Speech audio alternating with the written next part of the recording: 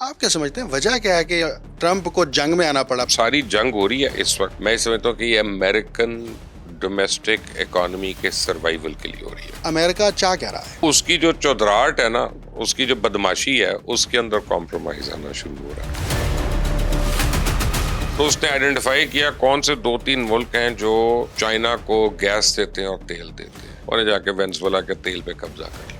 اب چائنا کے شپ کو تو نہیں امریکہ اٹیک کرے گا، تو وہ ایران کا ہی تیل روکے گا نا. ہر اس ملک کے اوپر پابندی لگائیں گے جو کسی بھی سطح پر ایران کے ساتھ معاملات کر رہا ہے. امریکہ کو سب سے بڑی تھریٹ کس سے؟ چائنا سے. نہیں، آپ کو میں یہ غلط فہمی دور کر دوں. ایکسپیریمنٹ کیا گیا تھا عرب سپرنگ کا، اسی طرح کا ایکسپیریمنٹ ہوگا یا بالکل خاموشی سے ہو جائے گا؟ دیکھیں، عرب سپرنگ کا ایکسپیریمنٹ کی صورت نہیں ہے. کنگڈمز ہے نا، یہ آپ کو پہلے شیک ڈمز میں کنورٹ ہوں گی، اس کے بعد یہ تتر بتر ہوں گے. مولانا فضل الرحمان کر رہے ہیں فکر، وہ کہتے ہیں کچھ نہیں کر رہے. مولانا فضل الرحمان اپنی فکر کر رہے ہیں. حامد میر صاحب نے تو کہا ہے، صدر صاحب حامد میر صاحب نے کہا ہے تو کہہ دیں. حامد میر صاحب نے تو اور بڑے، انہوں نے تو پانی سے گاڑی بھی چلا دی تھی. اگلے الیکشن بھی ایسے ہی ہوں گے. آنیسٹلی مجھے ابھی اگلا الیکشن ہی نظر آ رہا.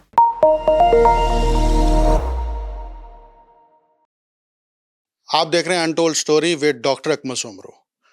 امریکہ اب ایران پر دباؤ ڈالنے کے لیے ایک نئی حکمت عملی کے ساتھ آگے آیا ہے، اور وہ یہ ہے کہ ایران کے اوپر زیادہ سے زیادہ معاشی پابندیاں عائد کی جائیں. اور اس حکمت عملی کو آپریشن اکنامک فیوری کا نام دیا جا رہا ہے. اگرچہ میدان جنگ میں تو امریکہ کو اس طرح سے کامیابی نہیں ملی، لیکن اب کیا معاشی میدان میں اسے کامیابی ملے گی، اور مشرق وسطیٰ کے اوپر مزید اس کے کیا اثرات مرتب ہوں گے؟ اس پر بات کرنے کے لیے میں نے خصوصی طور پر وقت لیا ہے. نامور صحافی ہیں، کسی تعارف کے محتاج نہیں ہیں، مبشر لقمان صاحب، ان سے ہم بات کریں گے. سر بہت شکریہ ٹائم دینے کا. سر، امریکہ چاہ کیا رہا ہے؟ ایران کو جھکانا چاہتا ہے یا رجیم چینج چاہتا ہے؟ آپ نے مثال سنی ہے کہ بیٹی کو سناؤ اگر بہو کو سنانا ہے تو، یعنی بیٹی کو ڈانٹو تو پھر بہو سن لیتی ہے. بالکل. تو یہ ایران نہیں ہے، یہ وہ اپنے حامیوں کو کر رہا ہے، جس میں یو اے ای ہے، جس میں سعودی عربیہ ہے، جس میں کویت ہے، قطر ہے.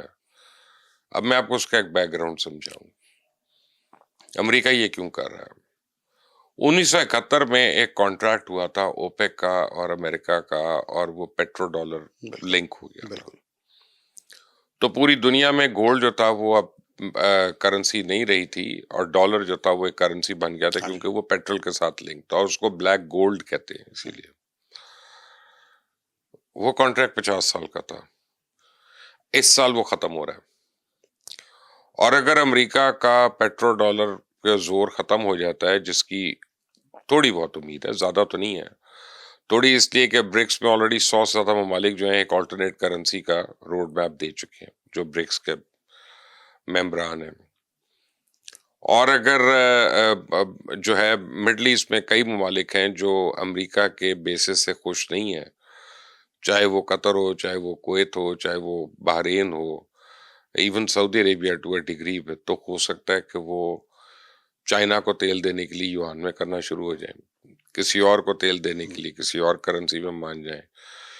اپنی کرنسی تو بنانے جوگے نہیں ہے وہ ابھی تو وہ اس کے لیے تو ان میں دم خم نہیں ہے. تو یہ ساری جو لڑائیاں ہو رہی ہیں اس وقت، میرا یہ خیال ہے کیونکہ اگر وہ پیٹرو ڈالر ڈی لنک ہو جاتا تو سب سے بڑا نقصان جو ہے وہ امریکہ کی اپنی سوسائٹی کو ہوگا. وہاں پہ مہنگائی جو ہے وہ آپ سمجھیں کہ پاکستان والا حال ہو جائے گا، کہ کسی چیز میں کوئی قابو نہیں رہنا، کیا پیٹرول اور کیا کھانا اور کیا بریڈ اور کیا گندم اور کیا کچھ اور. اور وہ جو کنزیومر ہیون ہے نا، جو ایک امریکن ڈریم ہے، امریکن لائف سٹائل ہے، کہ آپ جب امریکہ چلے گئے تو پھر آپ کو 2 مہینے کے بعد 4 مہینے کے بعد جاب بھی مل گئی، پھر آپ کا گاڑی بھی آ جاتی ہے، پھر گھر بھی آپ قسطوں میں بنا لیتے ہیں، پھر آپ کے بچوں بھی اسکول جانا شروع ہو جاتے ہیں. یہ ایک امریکن ڈریم ہے نا. وہ امریکن ڈریم جو ہے وہ اس کی سب سے بڑی وکٹم ہوگی، اور سب سے پہلے وہ اس کی آپ سمجھیں ایک لیجٹمیٹ شہادت شروع ہو جائے گی. تو ایران کو کٹ کے یا ایران کا ڈر لگا کے اس نے مڈل ایسٹ کے ان تمام ممالک کو یہ باور کرا رہا ہے کہ میرے بغیر تمہارا گزارا نہیں ہے، تاکہ اس سال وہ اوپیک جو ہے وہ دوبارہ پیٹرول کے ساتھ ڈالر کو لنک کر دے. اور اب اگلے 50 سال کے لیے، اگلے 100 سال کے لیے. ساتھ ہی امریکہ جو ہے ایک ڈیجیٹل کرنسی پہ بھی کام کر رہا ہے، کیونکہ آج نہیں تو 5 سال کے بعد دنیا کا جو نظام ہے وہ ڈیجیٹل کرنسی کے اوپر ہوگا. تو اس سارے کے اوپر لے کے جانے کے لیے اس کو یہ اپنا ایک سپر پاور کے طور پہ اپنا زور تو منوانا ہے نا، کہ میں سپر پاور ہوں ابھی بھی. تو دیکھیں نا، آپ کا روب ہے اس دفتر میں بڑا، تو آپ جب آتے ہیں تو اگر میں آپ کو ایک دم سے نہ کہوں السلام علیکم صاحب، السلام علیکم سر، گارڈ سے لے کے اوپر تک ہر ایک نہ کہے، تو آپ کا روب جو ہے وہ فزل آؤٹ ہونا شروع ہو گیا. تو جب لوگ دیکھ رہے ہیں کہ امریکہ کو ہر آدمی کہہ رہا ہے بس ابھی ٹھہر جاؤ یار، کرتے ہیں بات تم سے، تو ساڈا بڑا اچھا کیتا ہے، سانو کٹ پڑوا کے چلا گیا. تو اس کی جو چودراہٹ ہے نا، اس کی جو بدماشی ہے، اس کے اندر کمپرومائز آنا شروع ہو رہا ہے. تو اب وہ اس کو بدماشی اپنی زور سے کرنی ہے تاکہ یہ لوگ مان جائیں. تو یہ جو ساری جنگ ہو رہی ہے اس وقت، میں سمجھتا ہوں کہ یہ امریکن ڈومیسٹک اکانومی کے سروائیول کے لیے ہو رہی ہے. اچھا، میں 2016 میں ٹرمپ کا الیکشن کور کرنے کے لیے امریکہ گیا، اور میں نے ٹرمپ کی لاسٹ ریلی تھی، پولیٹیکل ریلی نارتھ کیرولائنا میں، وہ کور کی. اس میں ٹرمپ نے پہلی دفعہ، بلکہ اس کیمپین کا پورا نیریٹو ہی یہ تھا امریکہ فرسٹ. اور اس میں مجھے آج تک یاد ہے، کیونکہ میں وہاں سے لائیو رپورٹنگ کر رہا تھا، ٹرمپ نے کہا تھا کہ میں جنگوں میں نہیں جاؤں گا، اور جنگوں میں امریکہ کو الجھا کر امریکی معیشت کے اوپر دباؤ نہیں ڈالوں گا، اور روزگار جو ہے وہ امریکی عوام کے لیے اس کو پروٹیکشن دوں گا. یہ پھر کیا بنا کہ ٹرمپ جو جنگوں کا حامی نہیں تھا، ایک نیریٹو تو یہ ہے کہ اسرائیل نے، نیتن یاہو نے ایسی بریفنگز دی، دوسرا نیریٹو یہ ہے کہ جیوش لابیز ہیں اور وہ پبلک فنڈنگ کرتی ہیں وہاں پہ جا کے الیکشن کیمپینز کے لیے، انہوں نے انفلوئنس کیا. آپ کیا سمجھتے ہیں وجہ کیا ہے کہ ٹرمپ کو جنگ میں آنا پڑا؟ پیٹرو ڈالر والی بات تو سمجھ آ گئی. یہ نیتن یاہو اور لابیز اور یہ سب بیکار کی باتیں ہیں. وہ امریکہ ہے، وہ سپر پاور ہے دنیا کی. وہ آپ بغیر انٹیلیجنس کے سپر پاور نہیں بنتے. لوگ کہتے ہیں نا میاں نواز شریف بڑا بیوقوف آدمی، بولا آدمی ہے، تو میں نہیں مانتا. آپ 35 سال حکومت نہیں کر سکتے اگر آپ بولے ہوں تو. 35 سال تو میں اس کمپنی میں نہیں رہ سکا. وہ بہت ہوشیار ہے، اس کو اپنا کام نکالنا آتا ہے. دیکھیں، وہ الیکشن کا منترا اور گورننس کا منترا ایک اور ہوتا ہے. امریکہ کا سب سے بڑا دشمن یا حریف کون ہے؟ وہ چائنا ہے. رشیا تو کرٹیل ہوا ہے سوویت یونین کے بعد، ٹھیک ہے وہ بھی ہے لیکن اتنا نہیں ہے. اب چائنا جو ہے، چائنا دنیا کا سب سے بڑا پروڈکشن ہاؤس ہے. اس پروڈکشن ہاؤس جو ہے اس نے امریکن اکانومی کی بھی واٹ لگائی ہوئی، اس نے پورے یورپ کی اکانومی کی واٹ لگا دی ہے سستی چیزیں دے کے. وہ فون سے لے کے گاڑی، گاڑی سے لے کے جہاز، جہاز سے لے کے بحری جہاز، سب کچھ بناتا ہے، آدھی قیمت پہ دے کے نکل جاتا ہے. لوگوں کے کام چل رہے ہیں. آپ دیکھیں چھوٹی چھوٹی گاڑی جو آئی ہے لاہور میں اس وقت، اس میں دنیا کی ہر فیسلٹی موجود ہے، بلوٹوتھ سے لے کے مساجنگ سیٹس، اور یہ وہ چھوٹی گاڑی، وہ 40-50 لاکھ والی گاڑی بھی اس میں بھی سب کچھ ہے. اور جو 8 کروڑ کی پراڈو ہے اس میں شاید اتنا کچھ نہیں ہے جتنے فنکشنز اس میں ہیں. تو چائنا نے واٹ لگائی ہوئی ہے. اب چائنیز سستی چیز دے رہے ہیں، لیکن ان کی سستی اکانومی کو کیسے ہٹ کیا جائے کہ اگر ان کی پروڈکشن لائن کو ہٹ کرے امریکہ. اب ڈائریکٹ تو حملہ نہیں کرے گا اس پہ. تو اس نے آئیڈینٹیفائی کیا کون سے 2-3 ملک ہیں جو چائنا کو گیس دیتے ہیں اور تیل دیتے ہیں، کیونکہ تیل اور گیس پہ اس کی فیکٹری چلتی ہے، تیل اور گیس پہ اس کا چولہا جلتا ہے. تو سب سے زیادہ وینزویلا دے رہا تھا اور یوہان میں دینا شروع ہو گیا تھا ڈالر سے ہٹ کے، اور جا کے وینزویلا کے تیل پہ قبضہ کر لیا. لیکن شیورٹی دی کہ ہم آپ کو تیل کی سپلائی نہیں روکیں گے. نہیں روکیں گے، لیکن اب ڈالر میں ہوگی نا. ٹھیک ہے. وہ کہاں لے کے جائیں گے اس تیل کو؟ وہ تیل تو نکلنا ہے، روز نکلنا ہے، ٹھیک ہے نا، لیکن اب وہ ڈالر میں ہوگا نا، اب وہ یوان میں نہیں ہوگا. دوسرا، چائنا کا سب سے بڑا متبادل جو تھا وہ ایران تھا آئل دینے کے لیے، اور وہ بھی اس کو یوان میں دے رہا تھا. تو جب ایران کی آپ نے آئل سپلائی روکی ہے، یا اسٹریٹ آف ہارمز کے اوپر آپ نے ناکہ بندی کر لی ہے، یا باب المندب کے باہر ناکہ بندی کر لی ہے، تو بیسیکلی ایران کا جو شپ جا رہا ہے اس کو روک رہے ہیں. ایران سے تو 2 ممالک لے رہے تھے، ایک کو تو انہوں نے منع کر لیا، انڈیا کو، وہ تو ان کے قابو میں. دوسرا چائنا. اب چائنا کے شپ کو تو نہیں امریکہ اٹیک کرے گا، تو وہ ایران کا ہی تیل روکے گا نا. بیسیکلی کر کیا رہا ہے کہ اگر چائنا کی 60% انرجی کی ضروریات جو روز جانی ہے، اگر وہ ان کی قیمت دگنی ہو گئی تو چائنا کا جو پروڈکٹ بک رہا ہے، چاہے وہ چھوٹا کیلکولیٹر چاہے کوئی اور، تو وہ پھر اب 100 روپے کا نہیں بک سکتا نا، وہ 140 پہ آئے گا، 170 پہ آئے گا. ہر چیز کی قیمت میں اضافہ ہوگا اس سے امریکن گڈز جو ہیں اور امریکن مینوفیکچرر جو ہیں ان کو وہ جو ہے ایک مارجن مل جائے گا اسے کمپیٹ کرنے کا. تو یہ وار آف اکنامکس ہے. نہیں، آپ کی بات یہ سمجھ آ رہی ہے. ہم نے یہ دیکھا کہ جب ٹرمپ بیجنگ کے دورے سے ہو کے واپس گئے تو ایک امپریشن دیا گیا کہ ہم دونوں ملک جو ہیں وہ آپس میں نہیں لڑیں گے، وہ نہیں اور لڑیں گے، آپس میں نہیں لڑیں گے. نہیں لڑیں گے، ابھی لیکن سانس نہیں لینے دیں گے نا ایک دوسرے کو. لیکن ابھی جو پابندیوں کا اعلان کیا ہے کل امریکی وزیر خزانہ نے، کہ ہم جو ہے ہر اس ملک کے اوپر پابندی لگائیں گے جو کسی بھی سطح پر ایران کے ساتھ معاملات کر رہا ہے، چاہے وہ بینکس ہیں. بیسیکلی امریکہ کو سب سے بڑی تھریٹ کس سے ہے؟ چائنا سے. نہیں، آپ کو میں یہ غلط فہمی دور کر دوں آپ کی، اور یہ کافی پاکستانیوں کو غلط فہمی ہے. چائنا سے کوئی تھریٹ نہیں ہے. چائنا آپ کے اور میرے لیے سپر پاور ہے، انڈیا کے لیے سپر پاور ہے، امریکہ کے آگے کچھ نہیں بیچ رہا. حجم کے اعتبار سے تو نہیں، حجم نہیں، حجم نہیں. سپر پاور میں کون سی چیزیں ضروری ہوتی ہیں؟ اس کی 4 کوالٹیز ہونی چاہیے. نمبر 1، وہ پروڈکشن ہو، انڈسٹریل کنٹری ہو، وہ چائنا ہے، انوویشن کرتا ہوں. وہ ہے اس میں ایلیمنٹ. نمبر 2، غذا میں خود کفیل ہو. ہاں جی. چائنا غذا میں خود کفیل نہیں ہے، اس کو ساری غذا امپورٹ کرنی پڑتی ہے. نمبر 3، اپنی انرجی میں خود کفیل ہو. چائنا انرجی میں خود کفیل نہیں ہے، ٹھیک ہے، اس کو امپورٹ ڈیپینڈنٹ کرنی ہے، اس کی پوری ڈیپینڈنٹ انڈسٹری ہے. کھڑی ہے. نمبر 4، اس کی اپنی جو مارکیٹ ہے وہ خود سب سے بڑی دنیا کی کنزیومر مارکیٹ ہو تاکہ وہ اپنی اکانومی چلا سکے. چائنا کی وہ نہیں ہے. وہ بھی ایپل ہی لیتے ہیں، وہ بھی آئی فون لیتے ہیں، وہ بھی سب ٹھیک ہے نا، وہ امریکن پروڈکٹس چل رہے. چائنا کا ٹوٹل جی ڈی پی جو ہے 1.2 ٹریلین ڈالرز کا ہے، امریکہ کا G D P 10.4 trillion dollars کا ہے. تو آپ کے خیال میں یہ کو فرق اگلے 5 سال میں کم ہونے والا ہے؟ یہ کو آدھا ہو جائے گا؟ نہیں ہوگا نا. تو چائنا بھی سپر پاور نہیں ہے، ورنہ چائنا کئی جنگیں کر چکا ہوتا. اگر چائنا کو یہ یقین ہو جائے کہ وہ سپر پاور ہے تو وہ کم از کم تائیوان تو لے لے گا نا، جس پہ اس کو اتنی نظر، اور اس کو اپنا ہی حصہ کہتا ہے، اپنا ہی ملک کا کہتا ہے، اور وہ یو ایس کہتا ہے نہیں. اور وہ تائیوان چائنا کے منہ کے اوپر ہے، وہ وہاں پہ اس کو نہیں لے سکتا. چوک کر لے گا لیکن لے گا نہیں. سو دل ہی دور ہے.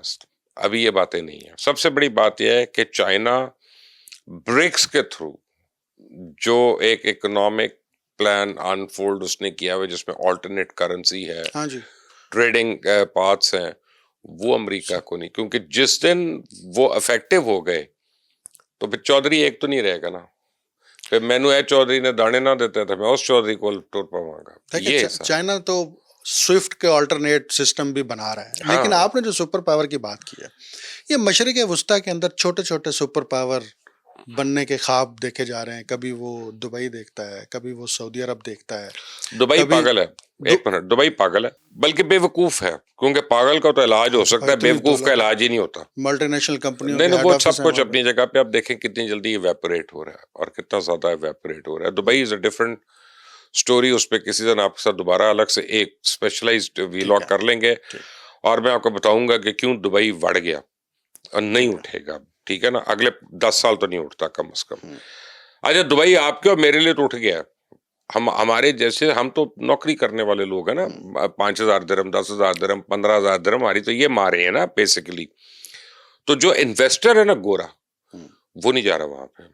سو اصل کام تو انویسٹر سے چلنا ہے، وہ اصل کام ہم سے نہیں چلنا. ہم وہ جو بڑے بڑے ڈیٹا سینٹرز وہ سارے وائنڈ اپ ہو رہے ہیں. اب وہ اور جگہوں پہ جا رہے ہیں، ایون امریکہ میں جا رہے ہیں، ایون نیوزی لینڈ میں جا رہے ہیں، آسٹریلیا میں جا رہے ہیں. تو وہ دبئی سے توڑ گئے ڈیٹا سینٹرز. تو امریکہ نے بنایا تھا اس خطے کے اندر اپنی ملٹی نیشنل کمپنیوں کو پروٹیکشن دینے کے لیے. جو حضرت علی نے کہا تھا کہ میں نے اپنے ارادوں کے ٹوٹنے سے خدا کو پہچانا ہے. تو جب اتنا بڑا شخص ایک ایسی خوبصورت بات کہہ دے تو وہ صحیح ہوگی نا بات. تو آپ اپنے ارادے جب ٹوٹتے ہیں تو اللہ کی قدرت کا بھی آپ کو پتہ چلتا ہے. دیکھیں، the whole thing is second world war کے بعد کافی جیوگرفی میں چینجز ہوئی، مڈل ایسٹ میں نئے ممالک بنے. یہ جو ایران یو ایس کی وار ہے، میں یہ بلیو کرتا ہوں اس کے بعد دوبارہ سے اب مڈل ایسٹ میں چینجز ہو رہی ہیں، نئے ملک بنیں گے. میں آپ کو آج بتا دیتا ہوں کہ اگلے 6 مہینے کے اندر عراق ایک ملک نہیں رہے گا، یہ کم از کم 3 ممالک میں ٹوٹے گا. سیریا ایک ملک نہیں رہے گا، سیکٹ کی بنیاد پر. نہیں، بنیادوں کو چھوڑ دیں، میں آپ کو بتا رہا ہوں ٹوٹے ہونے ہیں ابھی. سیریا کے ٹکڑے ہونے ہیں، آپ کو بتاؤں یمن جو ہے ابھی یہ ٹوٹے گا, ٹھیک ہے نا, یہ جغرافی ری الائن ہو رہی ہے, اور اس میں یہ جو کنگڈمز ہے نا, یہ اب آپ کو پہلے شیکڈمز میں کنورٹ ہوں گی, اب یہ ہر شیخ کے علاقہ ہوگا, اور اس کے بعد یہ تتر بتر ہوں گے. ابھی یہ نہیں چل سکتے, یہ ان نیچرل کنٹریز یہ ہیں. تو امریکہ کا کولڈ وار کے بعد کی ایک نیریٹو رہا ہے, ان کا ڈسکورس کا حصہ رہا ہے کہ یہ دنیا کا خاص طور پر مشرق وسطیٰ کا جو موجودہ نقشہ ہے, یہ برطانیہ اور فرانس نے تشکیل دیا تھا پہلی عالمی جنگ کے بعد. اب اس پورے خطے کو ہمارے مفادات کے مطابق الائن ہونا چاہیے, لیکن کیا اس کے لیے جو ایک ایکسپیریمنٹ کیا گیا تھا عرب سپرنگ کا, اسی طرح کا ایکسپیریمنٹ ہوگا یا بالکل خاموشی سے ہو جائے گا؟ دیکھیں, عرب اسپرنگ کا ایکسپیریمنٹ کی ضرورت نہیں ہے, یہ خود آپس میں لڑیں گے, مریں گے, اور مر رہے ہیں. دیکھیں, اور آپ کو میں بتاؤں, میں پہلے بھی کہتا تھا کہ جیسے عرب اسپرنگ جیسا واقعہ پاکستان میں نہیں ہو سکتا, یا کاکروچ پارٹی پاکستان میں نہیں بن سکتی. کیوں؟ سوال ہی نہیں پیدا ہوتا. پاکستان میں نوجوانوں کا بلک ہے دنیا میں میں سب سے وجہ بڑا بتاتا ہوں. نوجوان. سب سے پہلی بات ہے کہ ہمارے ڈویژنز بہت ہیں. پہلے ہم لسانیت میں پٹے ہوئے ہیں. جو بلوچ یوتھ ہے نا, وہ پنجابی یوتھ کے ساتھ نہیں بیٹھے گی. جو پنجابی ہے وہ پٹھان کے ساتھ نہیں بیٹھ رہا. جو پٹھان ہے وہ مہاجر کے ساتھ نہیں بیٹھ رہا. تو پہلے تو یوتھ ہی الگ ہوگی نا یہاں پہ. پھر اس کے بعد ہمارے یہاں شیعہ سنی اختلاف ہے. پھر ہمارے یہاں اربن رورل ڈیوائڈ ہے. پھر ہمارے یہاں برادریوں کی ڈیوائڈ ہے. کوئی ارائیں جو ہے وہ بٹ کے ساتھ بیٹھے گا, کوئی اپنا راہو جو ہے وہ تیلی کے پیچھے لگ جائے گا. سوال ہی نہیں پیدا ہوتا. ٹھیک ہے, ہمارے یہاں ڈویژنز بڑی ہیں, ہمارے یہاں اختلافات بہت ہیں. اس لیے ہم ایک اس میں یونیفائنگ فیکٹر ہمارا ہے ہی دو. ہمارے ملک میں صرف دو چیزیں ہیں جو پورے ملک کو یونٹی دیتی ہیں.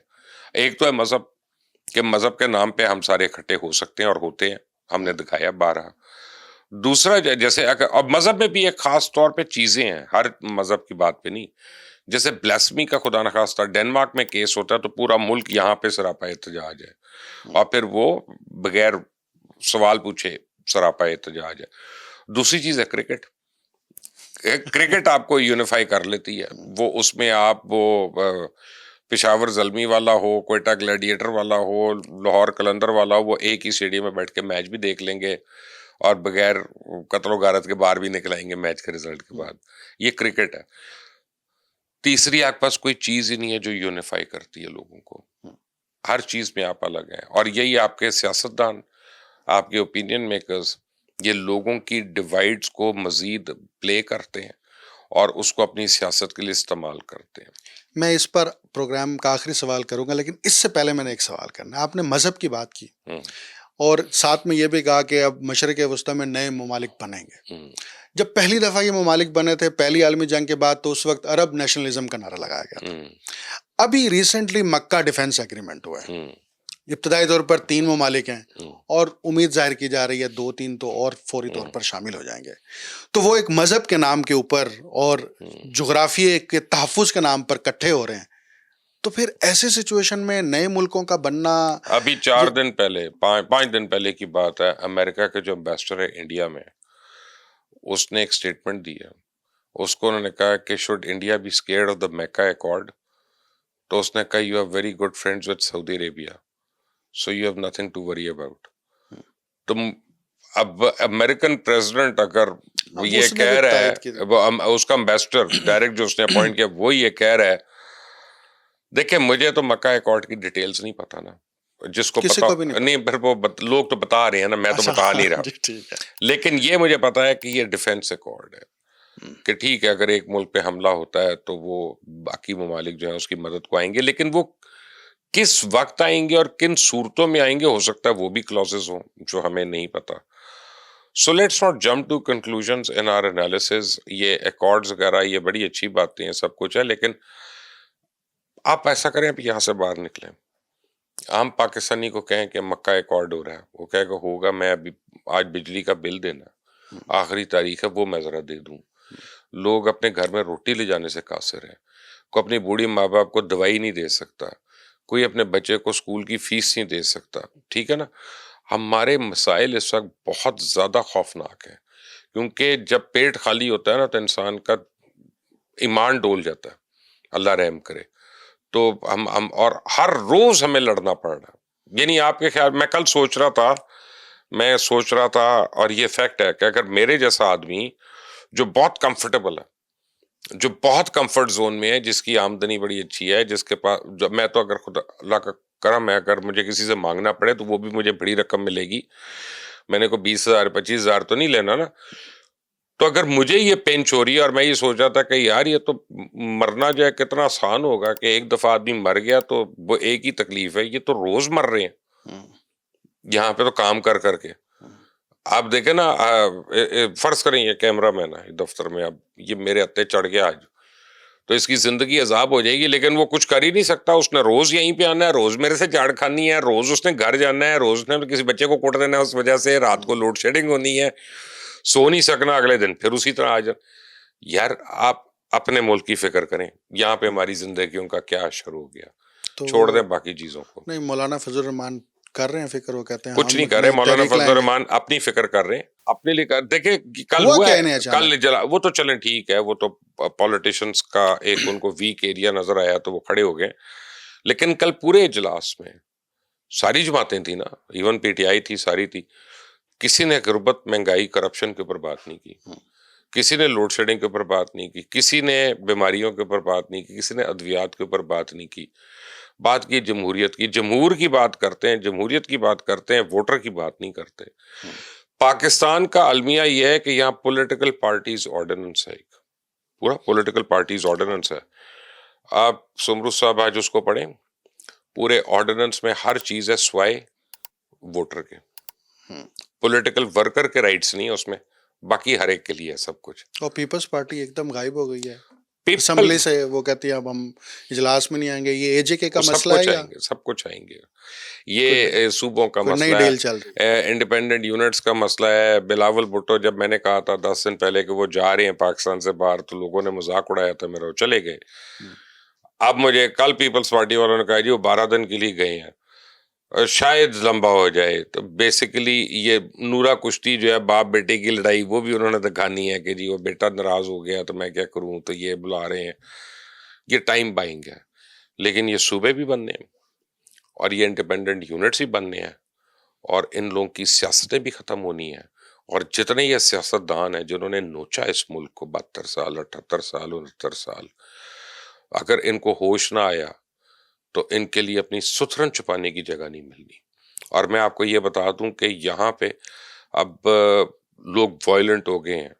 اگر خدا نہ خواستہ میری گاڑی پہ کہیں پہ کوئی لگتی ہے نا, کوئی پیچھے سے آ کے موٹر سائیکل والے نے مارا, تو میں لڑتا نہیں ہوں اب, ٹھیک ہے. اب میں وہ بہتر تو ہٹتے نہیں بچ گئی, پہلے تو میں یہ کوشش کرتا ہوں کہ یار یہ چوٹ ہی نہ لگ گئی ہو, اور دوسرا میں کہتا ہوں اپنی گاڑی ٹھیک کرا لوں گا. بھائی اس سے کھڑا ہو کے میں یہاں پہ کیا لڑوں گا, سارے بندے مل جائیں گے مجھے کٹیں گے پکڑ کے, ٹھیک ہے نا. اب یہ آ گیا وقت کہ آپ ڈریں, آپ ڈریں, اور جن نے کھادی گاجرا اور ٹیٹ جو ان کی پیڑا.